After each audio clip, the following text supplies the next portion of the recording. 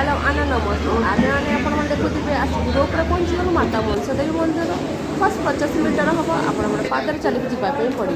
कारण आपण पाद चलिक आसवाई मिनिमम घंटे तो लगी था कि रोप्रे आसला अधिक समय लगे कारण आम भी मो बो थी सी चली पार ना निश्चय पाद चलिक आसी था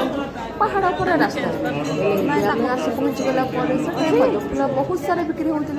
मातार पद्मफुल बहुत पसंद फेवरेट फुल समस्त पद्मफुल नौ 100 टकर भोग सहित पद्मफुल मिल जाऊला तो आसला प्रथम से बाबा कहले ये प्रथम पूजा कराए बाबा पाखे प्रथम पूजा कलापर भर को आप एंट्री करेंगे सेठारे पहुँचिकी आगे प्रथम बाबा पाखे पूजा करनेलु वृद्ध को से आशीर्वाद देले तो हमें बहुत खुशी एवं भर को एंट्री एत सारा भक्त आसी एत गहली आप देखुए एत सारा भिड़ थी गहली थी तो मुझे भाविली एवं भिड आ न बनईकिना भिड बंद करदेवा दरकार कारण भगवान पाखु आसच निजर मन कथा कि दुख भगवान को जनाया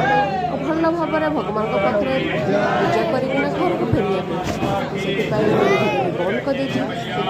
तो आपण माता मनसादेवी मंदिर चित्रटा आपण मैंने देखिपारे निश्चय थे आसतु हरिद्वार मनसादेवी मंदिर दर्शन कर जाती 3 ରୁ 4 किलोमीटर दूर हम चंडी मंदिर आमको जावाई टाइम ना कारण आम दर्शन कर सारापर ए माता मनसादेवी मंदिर दर्शन कर आमको जबार अच्छे ऋषिकेश ऋषिकेश टाइम भी लगे एमती घर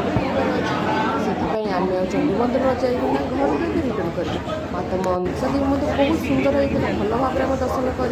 प्रसाद पाई तापर भारी लंबा लाइन रोप्रे जावाई लाइन ही लाइन टिके टर्निंग बुली बुली आम 2-3 घंटा निश्चय वेट कराया पड़े देखिए लंबा लाइन टिके टर्निंग बुली जावाई पड़े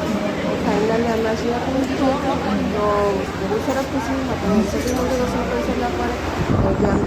कही ना मुझे बहुत सारा खुशी कारण प्रथम रोप आसी पार ना आप सहित बाबा सहित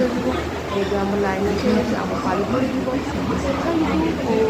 आपने देखुवे भिडियो आप निश्चय करूँ नेक्स्ट भिडियो को वेट करूँ।